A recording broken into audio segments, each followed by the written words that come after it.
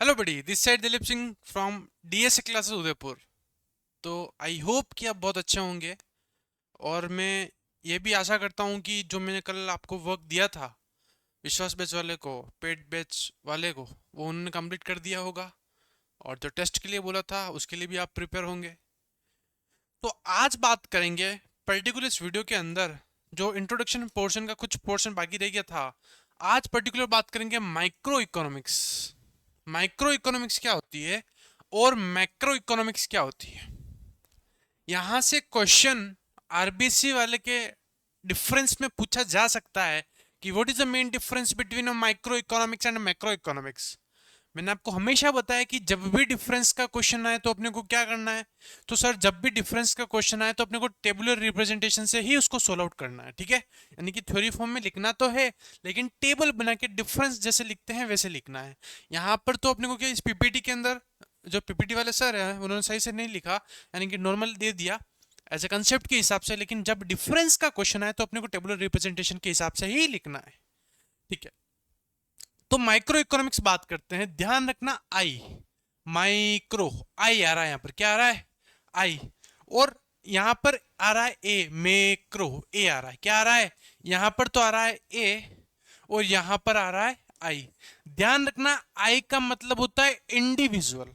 आई का क्या मतलब होता है, इंडिविजुअल। और बच्चों, जब मैं बात करता हूं ए का मतलब होता है एग्रीगेट। ए का मतलब क्या होता है, क्या होता है, एग्रीगेट होता है। क्या होता है बेटा, एग्रीगेट। तो आई का मतलब होता है इंडिविजुअल, आई का मतलब इंडिविजुअल, आई का मतलब इंडिविजुअल, और ए का मतलब एग्रीगेट, या फिर बोलूं एज अ होल, या फिर मैं कह सकता हूं सम टोटल ऑफ, क्या बोल सकता हूं, या फिर मैं कह सकता हूं सम टोटल ऑफ। दो चीजें बोल सकता हूँ, एग्रीगेट भी बोल सकता हूँ, एज अ होल भी बोल सकता हूँ, सम टोटल ऑफ भी बोल सकता हूँ। तीनों का मतलब क्या होता है, मैक्रो। ए का मतलब एग्रीगेट। दोनों को मैं साथ में समझाता जा रहा हूँ एज अ डिफरेंस बिटवीन, ठीक है। तो माइक्रो इकोनॉमिक्स आई का क्या मतलब होता है, इंडिविजुअल लेवल की बात करते हैं। तो ध्यान रखना, जब भी मैं बात करता हूँ माइक्रो इकोनॉमिक्स में मैं हमेशा डील करूंगा, जब भी स्टडी की बात करूंगा, जब भी मैं पढ़ूंगा माइक्रो इकोनॉमिक्स में इंडिविजुअल लेवल की बात करूंगा, इंडिविजुअल लेवल की स्टडी करूंगा। किसके अंदर, क्या आपके यहाँ पर, मेरे यहाँ पर, या फिर माइक्रो इकोनॉमिक्स में, अरे माइक्रो इकोनॉमिक्स में। और ध्यान रखना, जब भी मैं बात करता हूँ मैक्रो इकोनॉमिक्स की, किसकी बात करता हूँ, जब मैं बात करता हूँ मैक्रो इकोनॉमिक्स में हमेशा, मैक्रो इकोनॉमिक्स में हमेशा मैं as a whole sum total of सबकी बात करूंगा, सबकी जनरल स्टडी करूंगा। उसको बोला जाता है मैक्रो इकोनॉमिक्स। क्या बोला जाता है, मैक्रो इकोनॉमिक्स। सर ठीक है, बेसिक कंसेप्ट तो हमको समझ में आ गया है, ठीक है। चलिएगा, एक बार रीड कर लेते हैं अच्छे से।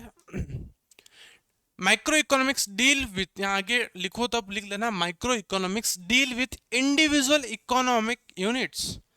माइक्रो इकोनॉमिक्स डील तो करता है, लेकिन इंडिविजुअल यूनिट्स पर डील करता है। कहां पर डील करता है, इंडिविजुअल लेवल्स पर, ठीक है। सेकंड पॉइंट है फोकस ऑन इंडिविजुअल डिमांड, ठीक है। ये किस पे बात करता है, इसका जो main focus, main target, main intention होता है वो किसके ऊपर होता है, एक इंडिविजुअल के ऊपर होता है। किसके ऊपर होता है, एक इंडिविजुअल के ऊपर, ठीक है। जैसे कि एक पर्टिकुलर इंडस्ट्री की बात कर रहे हैं, ठीक है। इसको माइक्रो इकोनॉमिक्स को बोला जाता है प्राइस थ्योरी। माइक्रो इकोनॉमिक्स को क्या बोला जाता है, प्राइस थ्योरी के नाम से भी जाना जाता है। क्वेश्चन पूछ सकता है कि micro economics are known as price theory, micro economics known as price theory. फिर है concern with price determination of the firm. इस पॉइंट को नॉर्मल अभी लर्न कर लेना, क्योंकि इंट्रोडक्शन पार्ट अभी अच्छे से समझ में नहीं आएगा। जैसे जैसे हम आगे बढ़ेंगे वैसे वैसे कंसेप्ट क्लियर हो जाएगा। एग्जांपल की बात करते हैं, price of a product, price of the product. जब मैं एक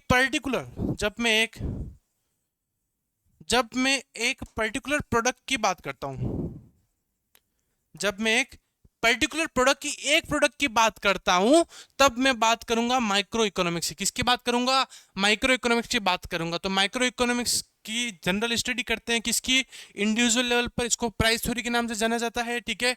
इसके अंदर प्राइस डिटर्मिनेशन का कंसेप्ट है, मेन फोकस का इंडिविजुअल लेवल पर रहता है। मैं बोल रहा हूं कि खाली, जैसे यश एक स्टूडेंट है, यश क्या क्या सब्जेक्ट पढ़ता है, यश कौन से स्ट्रीम के अंदर, क्या कॉमर्स, क्या आर्ट्स, तो खाली मैं यश की बात की है। तो इंडिविजुअल की बात की तो माइक्रो इकोनॉमिक्स की बात करता हूं। लेकिन मैं बोल रहा हूं कि पूरे सेंट्रल एरिया के अंदर सीबीएसई स्कूल्स कितनी है, सीबीएसई स्कूल्स कितनी, क्या एक स्कूल है क्या, नहीं, बहुत सारी स्कूल्स है, ठीक है, अलग अलग रीजन्स के अंदर अलग अलग स्कूल्स है, सीबीएसई है, जैसे आरबीएसई है, तो वो बात करेंगे मैक्रो लेवल पर, ठीक है। जैसे कि मैं बोल रहा हूँ कि रामू की इनकम कितनी है, जब एक इंडिविजुअल की इनकम की बात करता हूँ तो वो हो गया आपका माइक्रो इकोनॉमिक्स। लेकिन मैं बोल रहा हूँ कि जितने भी लोग जो प्राइमरी सेक्टर के अंदर एंगेज है उनकी इनकम कितनी है, ठीक है, उदयपुर के अंदर जितने भी लोग हैं उनकी इनकम कितनी है, तो सम टोटल ऑफ सबकी बात कर रहे हैं, तब मैं बात करूंगा मैक्रो इकोनॉमिक्स। बेटा किसकी बात करूंगा, तब मैं बात करूंगा मैक्रो इकोनॉमिक्स। किसकी बात करूंगा, मैक्रो इकोनॉमिक्स की बात करूंगा। मैक्रो इकोनॉमिक्स ए से याद रखना है एग्रीगेट, क्या याद रखना है, एग्रीगेट, या फिर मैं कह सकता हूं सम टोटल ऑफ, क्या बोल सकता हूं, एग्रीगेट या फिर सम टोटल ऑफ। इसके अंदर पढ़ लेते हैं macro economics deal with the economy as a whole. यहाँ पर बात करते हैं as a whole, focus on aggregate demand and aggregate supply. वहां पर इंडिविजुअल डिमांड और इंडिविजुअल सप्लाई की बात करते हैं। एक रामू की क्या डिमांड है, रामू की क्या सप्लाई है, जब इंडिविजुअल लेवल की बात करते हैं, इंडिविजुअल डिमांड और इंडिविजुअल सप्लाई की बात करते हैं, तब बात करेंगे माइक्रो इकोनॉमिक्स की। और जब as a whole as a aggregate की बात करते हैं, और मैं कह सकता हूं सम टोटल ऑफ सबकी बात करते हैं, तब बात करेंगे किसकी, macro economics, also known as income and employment theory, ठीक है।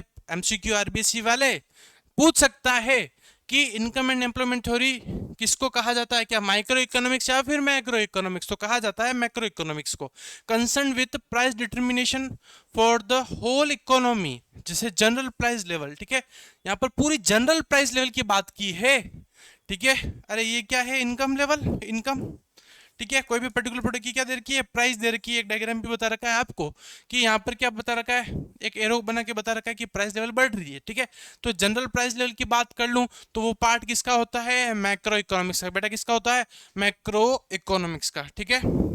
ये माइक्रो इकोनॉमिक्स, एक बार इसको रीड कर लो फटाफट से, माइक्रो इकोनॉमिक्स के कुछ points,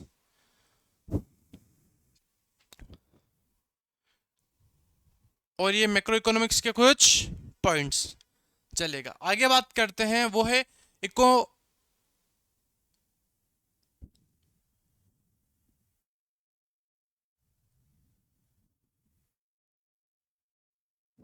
hello hello, economising of resources की बात करते हैं। ये टॉपिक पढ़ रखा है, लेकिन वापस देख लेते हैं अच्छे से। इसके अंदर बता रखा है economising of resources mean allocating the limited resources in a such a way that economic problem maximum goods and services to satisfy the human wants, ठीक है।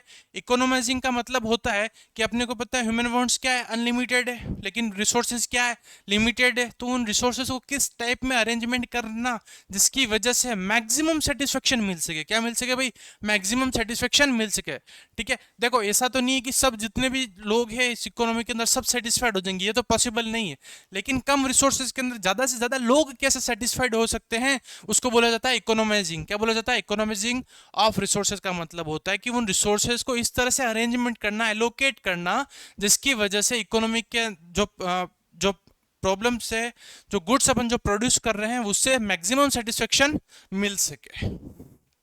फिर रीजन कॉजेज ऑफ इकोनॉमाइजिंग प्रॉब्लम्स, वो अपने पढ़ की 3 प्रॉब्लम्स होती है। फर्स्ट है लिमिटेड रिसोर्सेज, सेकंड है resources have alternative use, and the last that is unlimited human wants, ठीक है। तो लिमिटेड रिसोर्सेज की बात करते हैं, लिमिटेड यानी कि स्कैरसिटी, कमी किसकी, आपकी, मेरी, या रिसोर्सेज की, ठीक है। तो लिमिटेड रिसोर्सेज के अंदर लिख रखा है शॉर्टेज ऑफ रिसोर्सेज, ठीक है, ये टॉपिक का नाम है shortage of resources. Every economy faces the issues of limited resources in relation to unlimited human wants, ठीक है। रिसोर्सेज तो अपने पास में क्या है, लिमिटेड है, लेकिन ह्यूमन वांट्स क्या है, अनलिमिटेड है। तो ये सबसे बड़ी प्रॉब्लम है जो हर एक इकोनॉमी को क्या करनी पड़ती है सर, फेस करनी पड़ती है। क्या करनी पड़ती है भाई, फेस करनी पड़ती है। सेकंड पॉइंट पढ़ते हैं, ये फर्स्ट पॉइंट था आपका। Second point, this situation is the real cause of the economic problem often called as problem of scarcity. इसको क्या बोला जाता है, प्रॉब्लम ऑफ स्कैरसिटी, यानी कि रिसोर्सेज की कमी, उसको स्कैरसिटी बोलते हैं। स्कैरसिटी को क्या बोलते हैं भाई, कमी, क्या बोला जाता है, कमी, शॉर्टेज जिसको बोलते हैं। स्कैरसिटी इज अ यूनिवर्सल, ठीक है, it applies to all individual organization and countries. Conclusion, economic problem would not be exist if resources were not scarce, ठीक है। तो यानी कि कंक्लूजन बता रखा है कि economic problems would not, economic problem would not exist. If resources were not scarce, अगर रिसोर्स स्केयर नहीं होंगे तो कहीं ना कहीं ये प्रॉब्लम आएगी नहीं, यानी कि स्केर्सिटी है तभी तो इकोनॉमिक प्रॉब्लम्स अराइज हो रही है। ये नॉर्मल से पॉइंट से रीड करना है ना, एग्जाम पॉइंट ऑफ व्यू से इंपॉर्टेंट नहीं है लेकिन पता होना चाहिए। फिर रिसोर्सेज है अल्टरनेटिव यूज, ये मैंने बताया था आपको कि एक लैंड है अपने पास में, इस लैंड पर अपन क्या कर सकते हैं, एग्रीकल्चर पोर्शन कर सकते हैं, यहाँ पर शॉप्स ओपन कर सकते हैं, इसको रेंट बेस पर दे सकते हैं। तो रिसोर्स क्या है, एक है वो क्या है अपना लैंड है, लेकिन इस लैंड का अपन क्या करते हैं, अल्टरनेटिव यूज करते हैं, ठीक है, इस लैंड को अलग अलग जगह पर यूज करते हैं, ठीक है। तो average resources in an economy can use in the various way, this creates a choice of problem and make decision making more difficult. For example land can be used for, ठीक है, residential purpose, ठीक है, industry setup कर सकते हैं। The economy must choose how the land should be allocated, फिर economy के अंदर देखा जाएगा कि उस लैंड पर क्या किया जाए जिसकी वजह से ज्यादा से ज्यादा सेटिस्फेक्शन अपने को मिल सके। अपने को सेटिस्फेक्शन क्या मिल सके भाई, सबसे ज्यादा मिल सके। फिर है unlimited human wants, human wants क्या है भाई, अनलिमिटेड है, खाली अनलिमिटेड क्या है, पिज्जा अनलिमिटेड है और ह्यूमन वांट्स भी अनलिमिटेड है। एक चीज मिल जाती है तो दूसरे उसका बेस्ट अल्टरनेटिव के अपन उसकी तरफ अपन रिसर्च करते हैं। अपने को एक नॉर्मल मोबाइल मिल जाता है तो अपन क्या करते हैं, वापस बोलते हैं पापा पापा मेरे फ्रेंड ने वो फ़ोन लिया था उसमें सेल्फी बहुत अच्छी आती है, मैं जब 12th में अच्छे नंबर लिए आऊँ या ले आऊँगी तो आप भी मेरे को वो वाला ही दिलाना। फिर पापा बोलते चुपचाप पढ़ ले, 4 दिन पहले फ़ोन दिलाया है, ठीक है, तो वापस फ़ोन चाहिए। यानी कि अपने हर एक ह्यूमन की नीड्स क्या होती है, अनलिमिटेड होती है। जैसे जैसे इनकम बढ़ती है वैसे वैसे क्या बढ़ता है भाई, बोलते ना कि इन पैसे पैसे बढ़ रहे हैं तो शौक भी बढ़ जाते हैं, ऐसा भी बोला जाता है, ठीक है। जब स्टूडेंट लाइफ में बच्चे साइकिल पर जाते हैं, कोचिंग्स पर स्कूटी पर जाते हैं मोस्टली, कुछ कार लेके भी जाते होंगे। जैसे बच्चे की इनकम बढ़ती है, खुद की 2 व्हीलर, खुद का 4 व्हीलर, यानी कि इनकम के साथ साथ में अपनी क्या बढ़ती है भाई, डिमांड भी बढ़ती है कहीं ना कहीं। तो ह्यूमन वांट्स क्या है, unlimited. Human wants are never ending, they can be never be fully satisfied, कभी भी फुली सेटिस्फाइड नहीं होती किसी भी कंडीशन में, ठीक है।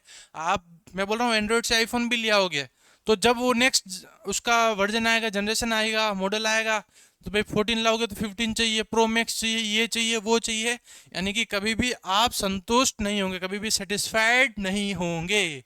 किससे, अपनी वांट्स से। वांट्स कभी भी सेटिस्फाइड नहीं होती है। तो सर बिल्कुल आपने सही सुना, यहाँ पर लिख रखा थैंक यू, क्या हम जाएं, क्या नहीं जाना नहीं है, 2 मिनट रुकना है।